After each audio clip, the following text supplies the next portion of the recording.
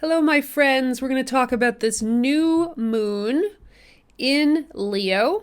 It is happening at 5 degrees of the fire sign that is Leo, symbolized by the lion or the lioness. It is happening on July 28th, 2022. It's at 1:54 p.m. Eastern Time, so you can go ahead and adjust that time for where you are in the world. And I appreciate those of you who have subscribed already, those of you who come back to listen to these reports every 2 weeks for each lunation, new moon and full moon. If you haven't subscribed already, I invite you to do that, and I really appreciate that. And also, you can join me on my Patreon.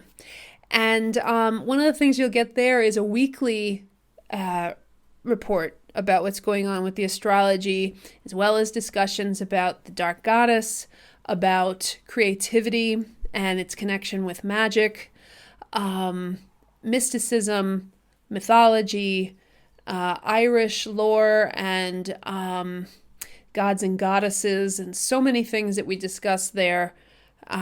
So I'd appreciate if you would like to become a patron. You can go find me at patreon.com, April's Astrology. All right. And it's a really great way to support people who create things, that we can all put in something, we can all chip in something to elevate one another. So it's a very kind platform, and one that has helped me immensely in my work.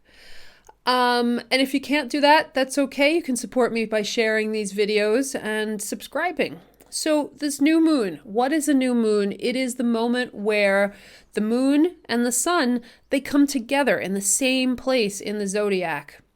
And when they meet, we get the beginning of a new lunar cycle. And that lunar cycle peaks with the following full moon, and it declines again until the moon is reset with the new moon. So this is happening, as I say, in Leo, the sign of sovereignty, the sign of the inner child. Now you might think, well, what does sovereignty and inner child have to do? Certainly a child has no authority. A child is not a sovereign, right? But it takes knowing ourselves and being true to our true essence to be sovereign. It takes following our bliss. It takes knowing our joy, and it takes being responsible toward our inner child and our joy to be able to be sovereign. If you don't know what that is, or you don't feel empowered to follow what brings us fulfillment and our reason, basically, to be on this earth, which is just existing. Of course, it doesn't have to be anything epic, but it can be. We're shown what that is by what kinds of things we gravitate toward, what we're magnetized toward, what brings us fulfillment, what makes the time pass by. It doesn't mean that we're exempt from things like paying taxes or rent or, brushing our teeth and stuff, like worldly stuff that we have to do. But it means that the general thrust of our lives is toward what makes our heart sing. So that's how those two things go together. Sovereignty, to reign over our own sort of existence, to have agency, right? So when the part of ourselves, that inner child is restricted, we really don't have that, do we? If you think about it. So Leo has to do with courage. It has to do with feeling like we are valuable just for being a child of this green earth. It's associated with the sun. The sun is the ruling planet of Leo. So when the sun's in Leo, we feel the sun's rays perhaps more strongly. That's literally so in the northern hemisphere. In the southern hemisphere, of course, it's the opposite side of the seasons, right? So this new moon, the beginning of this new lunar cycle, happens with the flavor, with the tenor, with the feeling and the qualities of Leo. So it's a beginning of a new cycle in our sovereignty, in a heart-centered kind of existence. Leo rules the heart, in having the courage to follow our hearts, which, a lot of people would say, oh, that's not really wise. Following your heart only gets you into trouble. You should mind over matter, that kind of stuff. But true wisdom is the connection of the mind and the heart together, and the body. When those things work in tandem, when we are treating them in relation to one another. That's where wisdom lives. So just the mind by itself lacks soul, lacks relationship. That gets us into trouble, where we have all the technology and none of the maturity, If we're just body, then we're run by our appetites, right? And that's not usually a good thing either, And if we're just heart only, then we don't have discernment, and that can indeed get us into trouble, right? But the heart is what keeps us curious. The heart is what keeps us flexible and open to life energy, and the heart is a seat of intelligence in itself. We think of logic and rationality as that it equals intelligence. That's not true. Logic is a tool that we use to understand and relate to the world, right? It's not intelligence itself. Intelligence is kinesthetic. It's emotional. It's physical. That's what kinesthetic is. It's and as well as intellectual and spiritual and all these different things that come together within us as beings of this earth. So new moon in Leo is a great time to set intentions around our sovereignty, around agency, around feeling in control of our lives, around creativity, around setting our lives up in such a way that our shine isn't dulled, right? And honoring our shine, honoring our ability to sparkle and express ourselves. To thine own self be true. Now, that saying came from Shakespeare. It's my understanding. I think that it meant something a little bit different than we think of it in modern times. But it's come to mean truth, self-ownership, individuality, right? To be one's true self. Right? Now, determining what one's true self is can be tricky, because how do we know this, right? How do we know how much is constructed and how much is really where we're coming from? And I don't know how we can answer that question completely. Some of you may have some ideas, so feel free to put that in the comments. But to me, it's like on feeling. If something feels expansive, which Leo has to do with expansion, then we're probably on the right track. And if something feels really contracting, if it feels like it diminishes us, it makes us feel tired, it makes us feel like crap, then that's usually a good indicator that we're not really following our star, right? And of course, all this star following happens in relationship to the people around us, to all our relations, to the world, to the land, to the spirits around us, etc. So we're not just existing in a vacuum, right? But the sun, what Leo has to do with is personal expression. Another expression about thyself and being true to oneself is to know thyself. And this is a statement that is inscribed on the pediment of the Temple of Apollo at Delphi. Now, what's interesting about that is we have the asteroid Pythia conjunct exactly this new moon in Leo.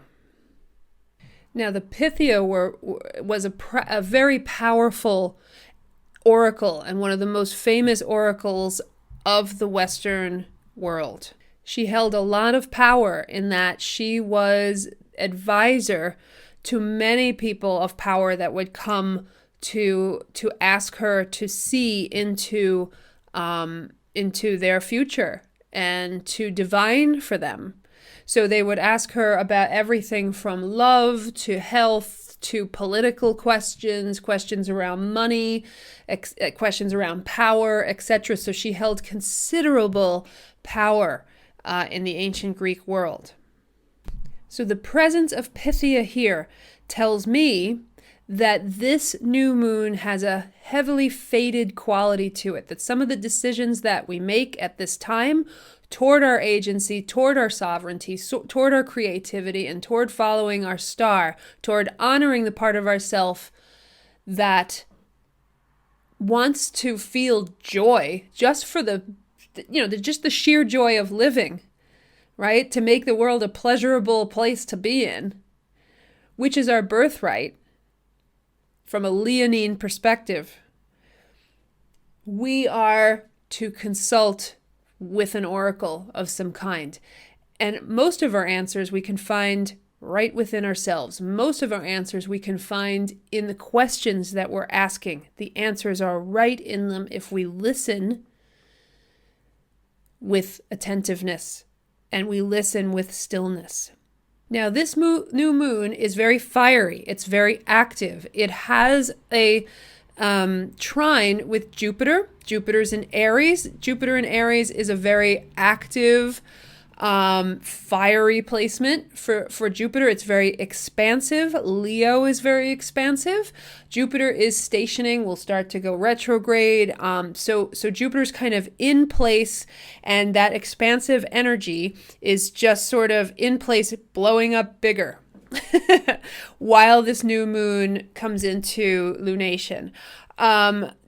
Jupiter in Aries is like enthusiasm, and it is like this childlike or adolescent, like, I'm just going to do this. I'm going to strike out on some new territory. I'm going to pioneer something. I am going to just, connect to divinity. That's what enthusiasm means, like to like the gods, right? To sort of channel the gods through oneself, or to access the divinity that lives within us, or that is us, right? There's nothing that's separate from divinity, not from the viewpoints that I hold, right? We've sort of been sold a lot of crap about that divinity exists like usually up in the sky, and it's embodied in a white guy with a long beard, and then we have to consult with other white guys to access that, right? In the Western world, this is how we sort of see it, right? It's sort of above and outside of our mundane life, which is just uninfused with anything, right? But from a more animist perspective, everything is ensouled, everything is alive, everything is infused with divinity. That includes every creature on this earth, that includes us, right? So we're not separated from that. So Jupiter trine this new moon is an invitation to be enthusiastic, to let the energy move through us. It's a very expansive it's very expansive energy, and it's a wonderful opportunity to strike while the iron is hot. It's like, okay, this is my moment to communicate and to say, this is what I want. This is what I feel attuned to, and this is how I want things to go for myself. This is what I want to embody so I can contribute to the larger community, and I can inspire other people to also feel empowered, to be themselves fully, right? I can, through my example, be somebody who shows what it looks like to be sovereign. And then that's, again, that's an example for everybody. The opposite sign of Leo is Aquarius. So each of the signs contain their opposite in themselves. So Aquarius has to do with the group. It has to do with the community. It has to do with the vision and co-creation. So that has to do with the relationships we have with other people, right? So whenever we have lunation in one sign, we're going to also bring in the opposite sign to it. So again, Leo doesn't exist in a bubble. It's not just about being an individual and just, fuck everybody. I'm just going to do what I feel like doing. It's not that.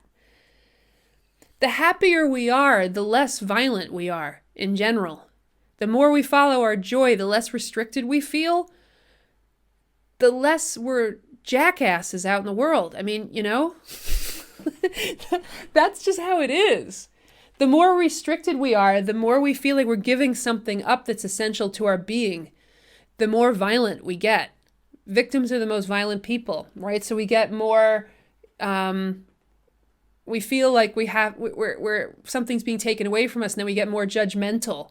We get more restrictive toward others. We get, when I say violent, it doesn't have to be physical violence. I'm not even, it could be emotional violence, mental violence. It's violent to hoard money. Poverty is violence. I mean, these are the kinds of things that human beings do when they don't feel, truly sovereign.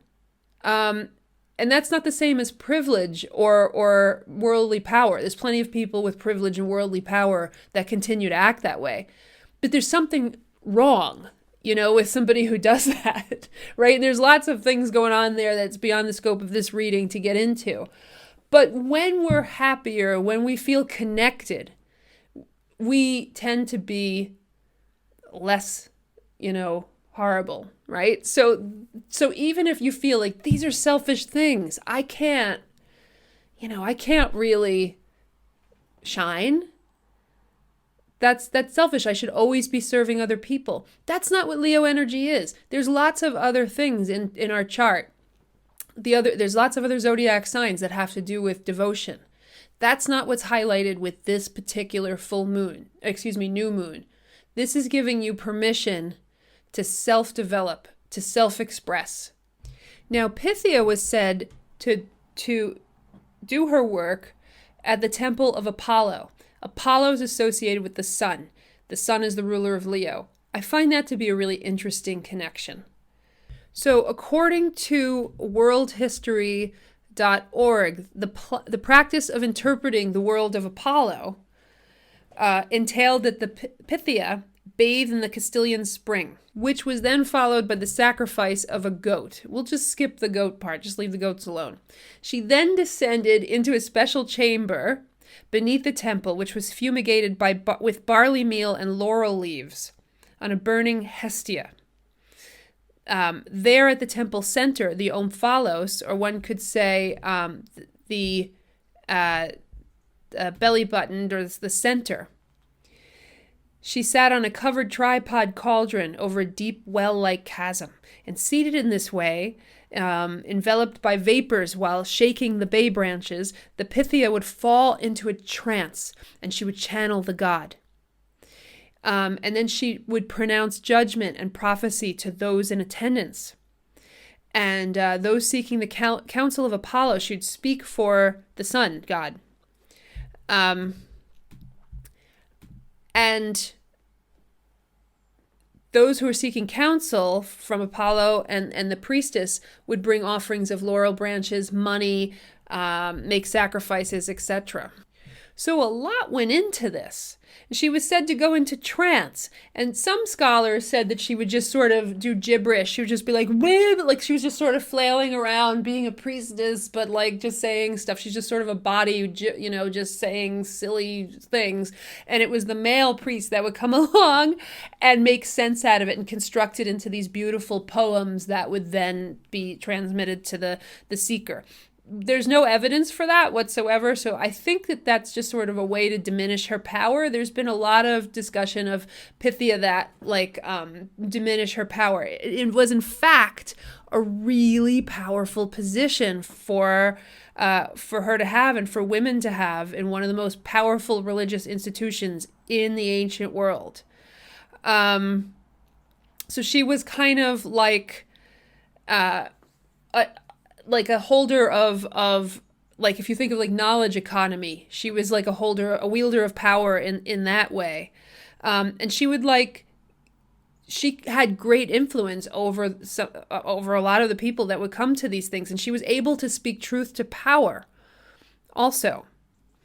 So she could say the things that maybe you couldn't say otherwise to folks who went there, who wanted to get the oracle, who wanted to hear how great they were, how successful they were going to be. She was like, you ain't all that. Like, she would say stuff like that to them, So it was usually held by somebody who, my understanding anyway, is that it was held by somebody who was highly positioned in society, So it was a pretty high office to have.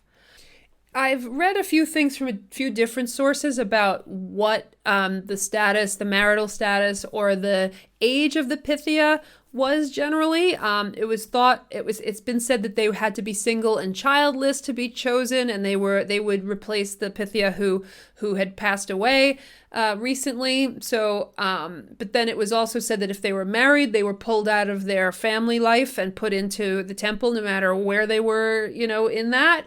And then I've also seen it said that they were postmenopausal women who would do the oracles. So a lot of different ideas about that. But the serpent energy is really important to this. There was a giant serpent called the Python. It was the son of Gaia that was haunting the caves there. And Apollo slayed the serpent, but also used the serpent somehow, maybe brought it back to life somehow, to guard the temple and the priestesses. And also, the python rotted at the base of the temple, and the rotting decay, the gases rose up from the earth and inspired the Pythia to speak her oracle. So lots of different ideas there, and death and rebirth and regeneration, and the hero slaying the python, and then sort of co-opting the power of the feminine and the serpents. But for the purposes of reading this new moon chart, this is a moment where we can really tap into the mysteries of divination. To, again, as I said earlier, to be able to really listen, to illuminate that which is hidden or that might seem irrational or non-logical, that we know intuitively. The fire element is about intuition. So stuff that we might know intuitively, that when we tune into our hearts and connect that to mind and connect that to body and sit with it, that we can have a message revealed that can illuminate, that can sunlight the way, that can sunlight the path toward where it is we want to go. The sun's about self-actualization in astrology. It has to do with our trajectory. It has to do with our heroic journey, right? It's about our progression of consciousness. It's very different than the moon, for instance, which is more about it has nothing to do with anything linear or progressive. It has more to do with our inner sort of our night world, our how just existing, just to sort of feel. It's more than that too, but I'm not going to get into that. The sun is about our development, and we know what our personal mythological journey looks like because we can look at the sign that our sun is in. So you can look at the sign your sun is in to know more about how to relate to this new moon with its emphasis on the sun. What sign is your sun in? What house is it in? That's going to be a key to know your personal relationship to this lunation. So feel free to put that in the comments as well. And so we're given an opportunity to access information through our intuition that may be otherwise hidden as part of this opportunity to expand our horizons, to follow our bliss, to follow our joy, to be more creative, to create our lives, to be more creative in how we're directing our lives even. For those of you, by the way, who are performers or who take on a public role, this is a really great moment to channel something through our own creativity, right? So I feel that creativity and imagination is communication with the gods, that our art is magic. And that can be art that you make that's painting, sculpture, dance, the classical arts, or it can be the art of cooking, it can be the art of farming, it can be the art of relating to other people, the art of counseling. All endeavors have an art to them. So when we make art, when we are creative, we are connecting to divinity. We are channeling divinity. So this new moon has this quality of channeling divinity through ourselves, through our creativity, through our creative process, through our quest for sovereignty, through honoring the divinity within ourselves, toward letting that bloom, right? Just because, again, you exist. Our inner child has the divine right to feel joy. We forget that sometimes. We forget to focus on the joy. Our brains are kind of hardwired to look for problems. And that's what creates anxiety too in humans, right? When I see Gwitty, my dog, he's not that upset about life usually, unless something's happening in the immediate environment. He is not concerned about what happened yesterday, really. He's not that concerned about where he's going, tomorrow. It's not that he doesn't remember things, because if something arises that reminds him of something that's happened before, he'll feel upset. And I hate those moments. But he's not living in a different time, right? And we do that. We can live in all sorts of different time zones, except where we actually are in present time. And we forget that what we focus on gets bigger. That's the principle of Jupiter. Whatever we focus on gets bigger. So this trine to Jupiter is reminding us to focus on what feels good too, even though, the world has a lot of problems. Climate change is a big problem. There's problems of all kinds with the economy and with inflation, etc. But what's going right? Where is the sunny day in your life that is going correctly? That is going right for you. That does feel good.